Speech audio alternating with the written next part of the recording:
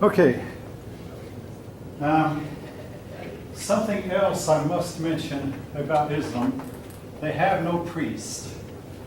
Why is this important? Well, for one thing, when they tried to convert the Africans, this created a problem because the Africans are notorious for their priests, and but the Islamic people believe that everyone can go directly to Allah without going through a priestly mediator.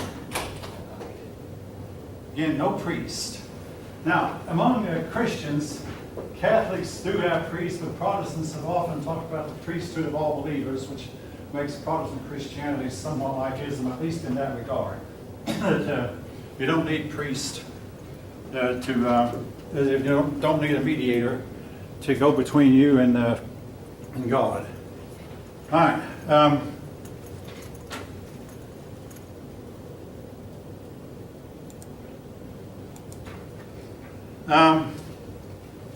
Now, do the Muslim people spread their religion by fire and sword? Now, your authors will put it this way, that Muslims deny that they spread religion by fire and sword. You cannot make a blanket statement. That it depends on the place, the time. Different rulers at different times have acted differently. You cannot make a blanket statement and say, well, they always spread religion by fire and sword. However, in the recent years, the last like 6 or 8 years, a new group has come on the scene called ISIS, who are bringing the 600s up to the 21st century. Basically, they're taking the 7th century and bringing it to us. And they're going by rules and laws that were in force in the 7th century. Mohammed contradicted himself on that issue. At first, he said, we persuade people. In other words, we convert by persuasion. But then when he saw that persuasion did not always get the job done, he resorted to fire and sword. This was particularly true in the city of Mecca, his hometown, where he couldn't persuade him. So he came back with an army and converted them at sword point.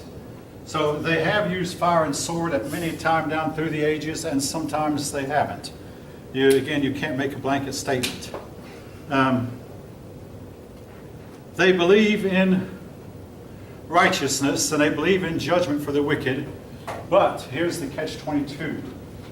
Nobody in Islam is assured of a happy afterlife. Or nobody is assured entry into paradise. And Muhammad himself once said, I wonder if Allah will have me. There's one exception, and that is if you die in a holy war or die in a jihad. Jihad, holy war. If you die in a holy war, you are guaranteed entry into paradise. Now again, I've had Muslim students call my hand on that and say, no, this is a common misconception that Muhammad did not promise 72 virgins to persons who died in a holy war. But this seems to give a lot of Islamic people, Muslims, incentive to blow themselves up. They go into a public place, get a lot of people around and start blowing themselves and everybody around them to bits, because they believe that they're going to instantly go to a happy afterlife with 72 virgins waiting for them.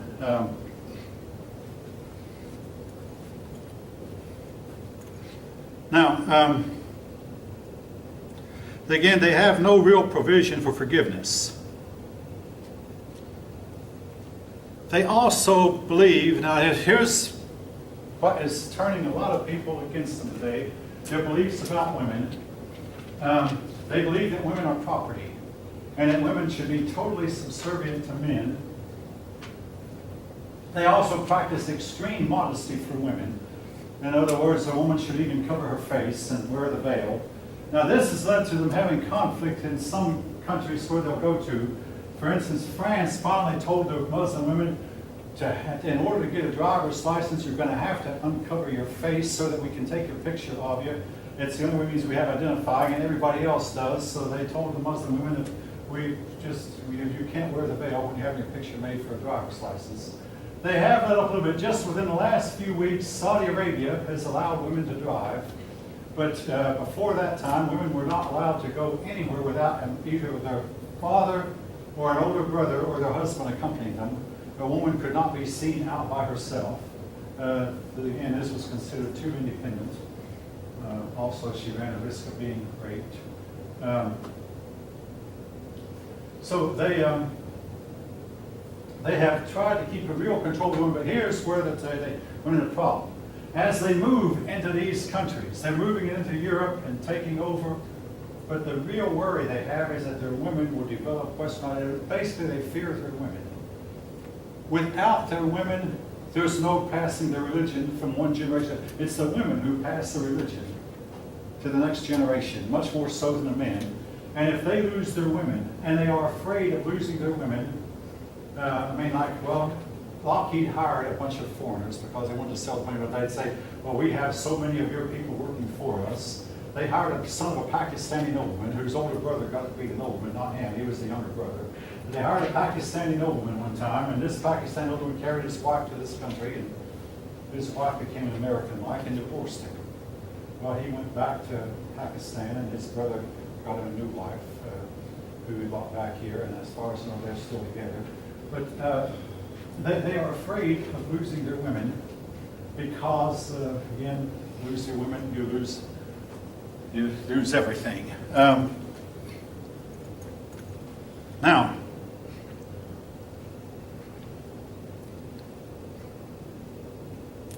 their law is sometimes called Sharia law. All right, now Sharia law is the strictest form of their law. Sharia law calls for several things that we in the West consider harsh. It calls for the stoning of women who commit adultery. Now, in recent times, when they start practicing this, the Western people will move in and side with the woman and say, hey, this is not a good practice, you shouldn't be doing this. And it has made the Muslim countries hesitant to keep on, where they'll say, if you do this, we're going to not trade with you. This we consider uncivilized and barbaric. And this has made some of the Muslim countries hesitant. But when Egypt has got their independence from their last ruler, and they took a poll and found 70% of the Egyptian men favored enforcing Sharia law in that regard. Sharia law also calls for the execution of all homosexuals. I'm going to have more to say about that in a little bit, but it calls for the execution of homosexuals, and most dissenters are also executed, persons who disagree with a leader. They have cut off the hand of a person who steals. Now, Muammar Gaddafi, who was ruler of Libya for several years, had a law on the books that anyone who stole would have his hand cut off. He never cut off a hand. Nobody in Libya stole.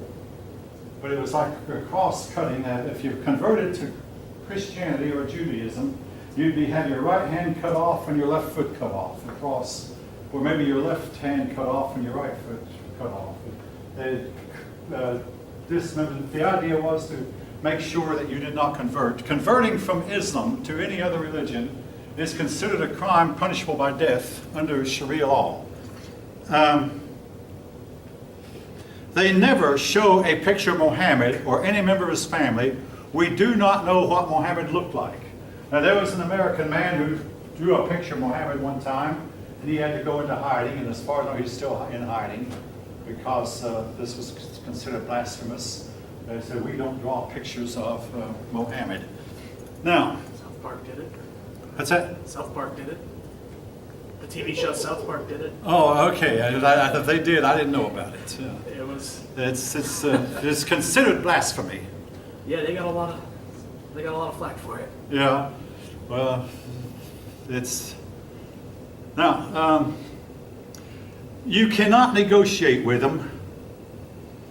They are incapable of reform. They will not quit fighting. The fight between Islam and everybody else has gone on for 1,400 years with no end in sight. Some people believe the Islamic people were descended from Abraham's son Ishmael. An angel appeared to Ishmael's mother and said, this young boy will be a wild donkey of a man. His hand will be against everyone, and everyone's hand will be against him. That's in the book of Genesis. It's there. Take that for whatever you will, folk. Now, you probably know, every one of you knows, that prayer rooms in public schools are outlawed. no, Christian prayer rooms in public schools are outlawed. What you probably don't know is that there are a lot of prayer rooms in public schools that are for Muslim people. This is done in New York, Michigan, California, and if you don't believe, all right, my wife ran into one of her pupils one time. She was doing some grocery shopping at a Kroger, and this young man saw my wife's name, Cunningham, and said, I had a teacher named Cunningham, and it turned out he was one of my pupils, one of my better pupils. He said that we did not know if we believed him or not, but we looked it up. If you want to look up Muslim prayer rooms, public schools, it's there. Now, here's what it is. The prayer rooms are put in there at taxpayer expense. In the meantime, a Christian church is not allowed to put a chapel on a public school campus at church expense. But Muslims are done now. I said rooms. They have to put two separate rooms, one for the boys and one for the girls. The rooms have to be equipped with oriented toward Mecca. They have to have a pool of water to where the young men and women can take off their shoes and wash their feet before they go in, and they have to be furnished with Muslim rugs. This is done. If you don't believe it, look it up. And the ACLU never has said a word against it. Which brings me to the next point. I'm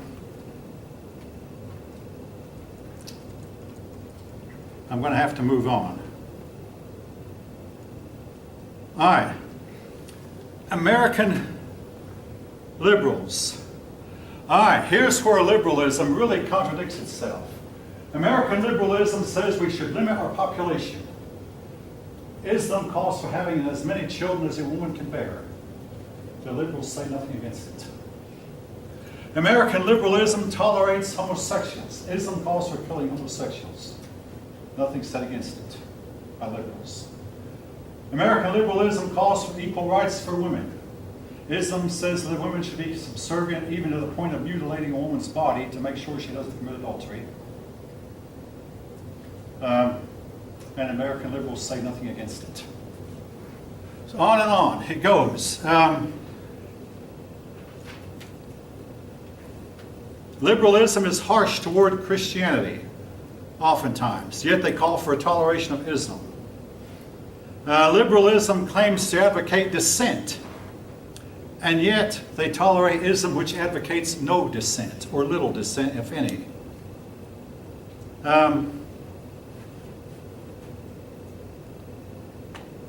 Now, today, a lot of Islamic people are moving into Europe, and they're taking over places in Europe and calling them sanctuary areas where no police or fire people are allowed. And we don't know what goes on. It's believed that they go to these places and they plan to take over. It's so bad, there are persons who say that Europe is gone. I got ridiculed when I said that to a class last fall, but that Europe does not exist anymore. It's already taken over and gone, or will be very shortly. In the case of Sweden, Sweden has become the rape capital of the world. No, it's not the Swedish men doing the raping. And if Sweden got its army and police all together, they don't have enough manpower to drive out the men who are there. I had a Finnish woman in a class a couple years ago, a woman from Finland here, and she said that those men, when you give them shirts, said, these are not name brand, we want name brand only. Not at all happy with what they're getting. In fact, somehow or another they're entitled to receive handouts. They are not in any way productive, but they want to receive. They want to be fed, clothed, and housed, and have their own private places of existence. All right. If I'm being harsh, all right.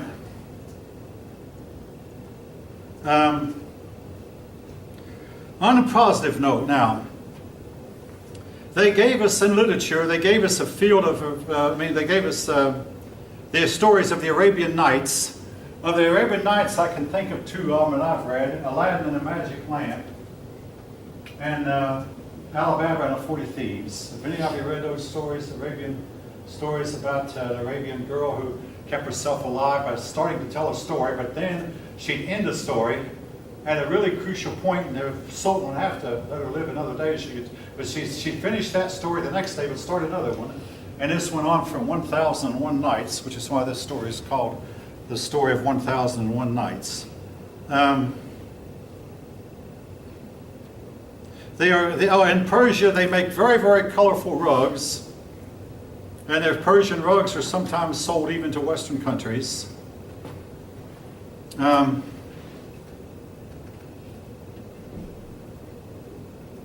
right, with that, I'll leave it. Anybody have any comments, questions?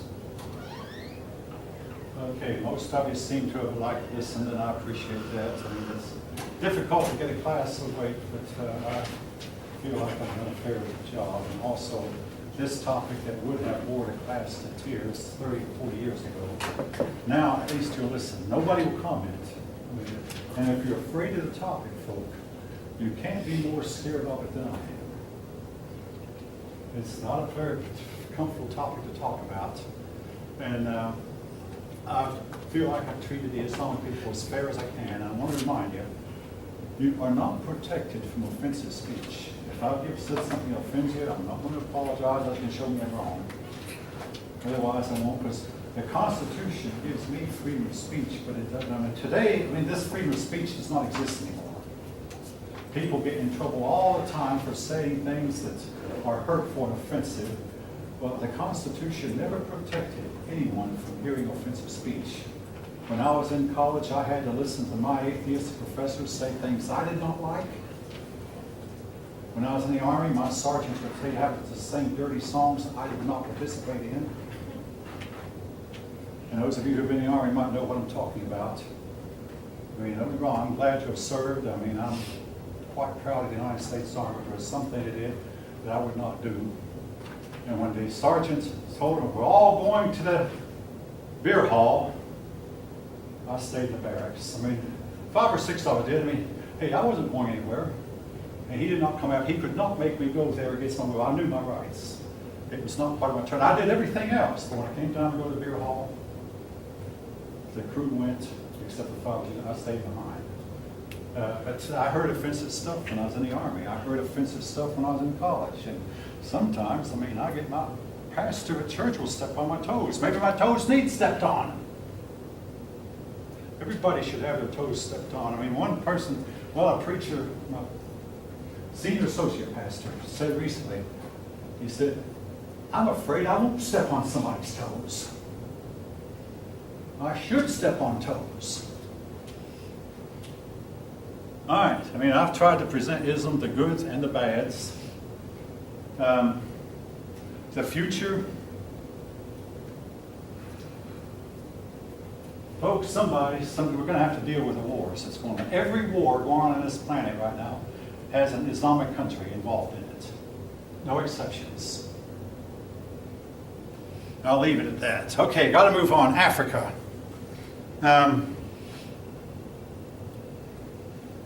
Africa was once called the Dark Continent. It has more natural resources than any place on earth. And I had an 8th grade teacher, I don't know if she's still alive or not, I haven't heard from her in years, Mrs. Conley by name. She said that these people, if they could ever stop being tribal people, if they could ever join together and unite, they had the natural resources that they could put us to terror. And they're bigger than we are. But so far they have not been able to keep from fighting among themselves. By the way, that's been a big problem with Islam. It keeps fighting among itself. These people have done it also. But maybe their history. It's often called the Dark Continent, and that's because little is known about it. The world's largest desert is right here, and it's called the Sahara Desert.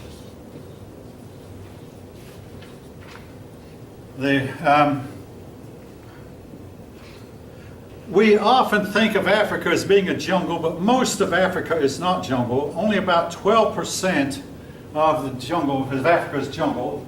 The jungles in Africa mostly occur here along the Congo River, with a few of them maybe occurring here around the Lake Victoria where the Nile River starts, or one of these other lakes, but very little of Africa is actually jungle.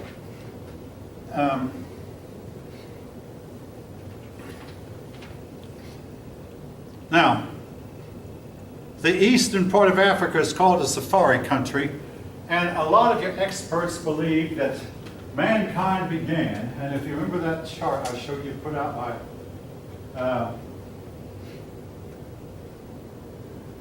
National Geographic, they have mankind beginning right here in Africa and spreading out over the whole globe. But starting here, a lot of people believe that mankind began in Africa and spread from there throughout the rest of the world. East Africa. Now, at one time we said that Africans had no history, but a history of the region is slowly being reconstructed. Most of what we know comes from outside sources. Some man would visit Africa and then come back and write about it. Or some man from India might visit Africa and come back and write about it. Or even some Europeans went into Africa. We also reconstruct our history by following the trails. They had numerous trails. And very early in our history, their iron and gold found its way outside of Africa. They had at one time a lot of trade that went on to the Far East. Now, Africa is the only place in the world, Africa and the Far East, where for 6 months of the year the winds blow eastward, then the other 6 months the winds blow westward. And a ship captain would figure out, well, the winds are going to start blowing eastward, so he'd head towards the Far East, get to the Far East, offload his goods, load off some goods from the Far East, then when the wind shifted, go back and within 6 months be back in Africa. And this has been going on for hundreds of days of the old sailing vessels. It doesn't happen much anymore. Now, like the American Indians, the African people are descended from highly civilized, highly advanced peoples. And a lot of people say that Africa probably led this way towards civilization.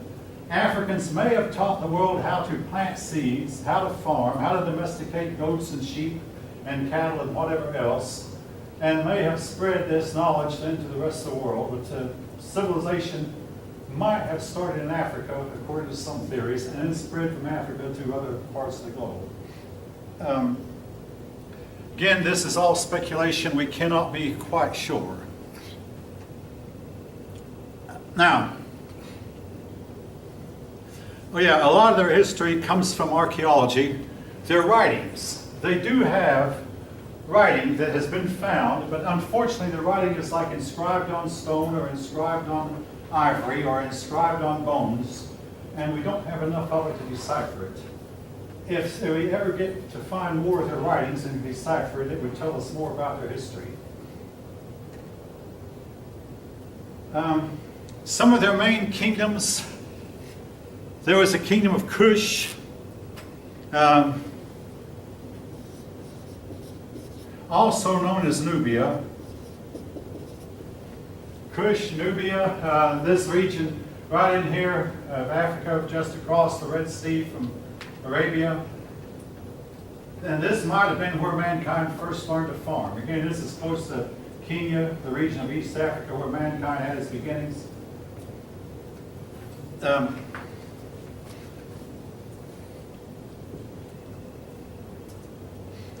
Some people believe that Nubia might have been civilized even before Egypt. We do know that there was a lot of trade that went on between Nubia and Egypt. Now, Nubia, again, this region here at the south of Egypt, up the Nile River ways. There was trade that went on between Egypt and Nubia, and Nubian dynasty is believed to have conquered Egypt at one point. Egypt had a black dynasty for a time. Most of the Nubian dynasties are believed to have been black. Again, a powerful kingdom. Nubia fought a war against Assyria at one time, which the Assyrians won. And again, we know about this from the records of the Assyrians, not from the records of the Nubians. But the Assyrians had to pass through Israel and pass through Egypt to get into Nubia, where they fought a war against the Nubians. And it's very difficult to do because Nubia has numerous species of small, tiny, but highly venomous snakes that makes things very unpleasant for armies that try to get to them.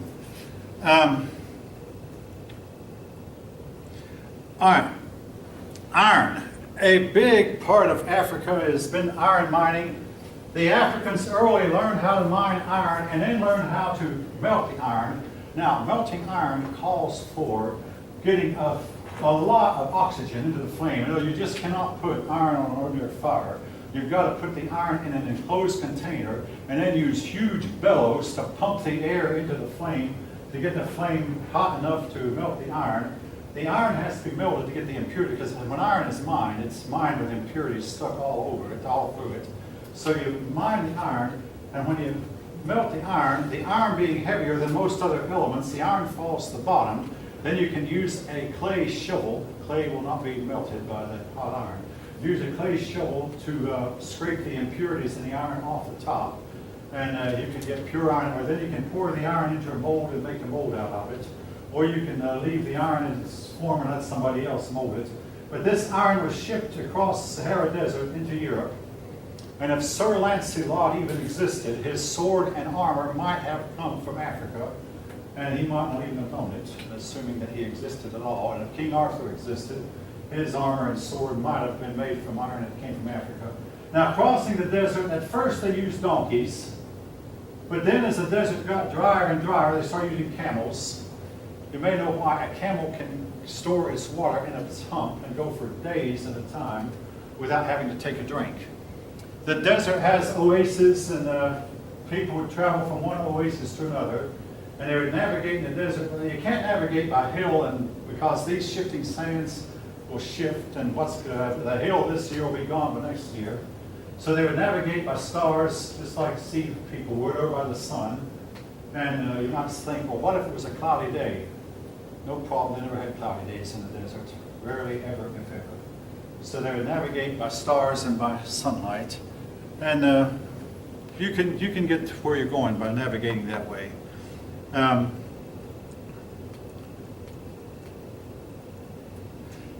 The people of Cush built pyramids just like the people of Egypt did, but their pyramids were small. Like the Egyptians, they started off with hieroglyphic writing, then they went to phonetic writing, which has not been deciphered.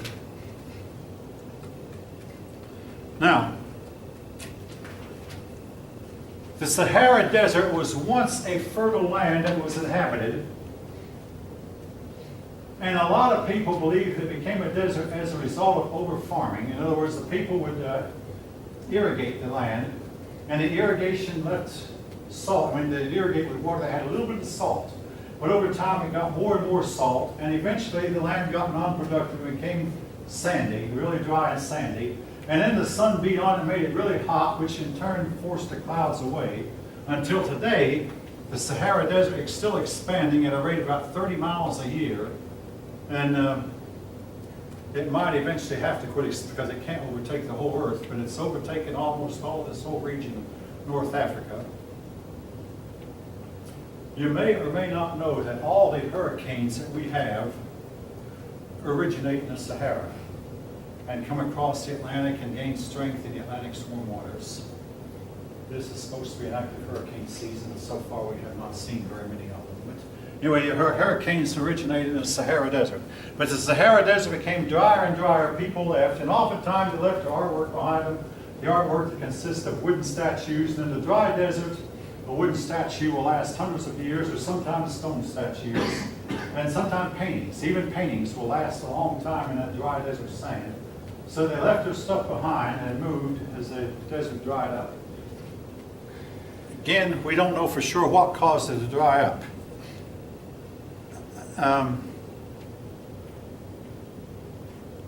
Now,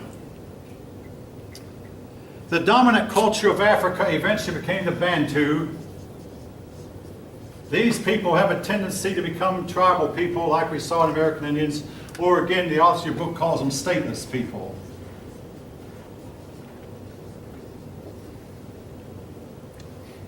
Africa has had a tendency to have slavery.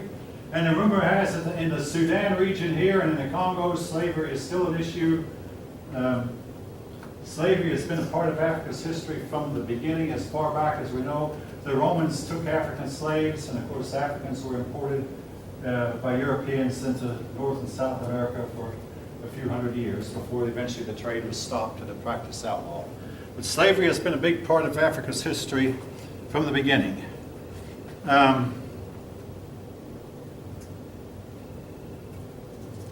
right. Islam moved in. Islam had a couple of problems with Africa. Now, all right. The Islamic religion allows a man to have up to 4 wives.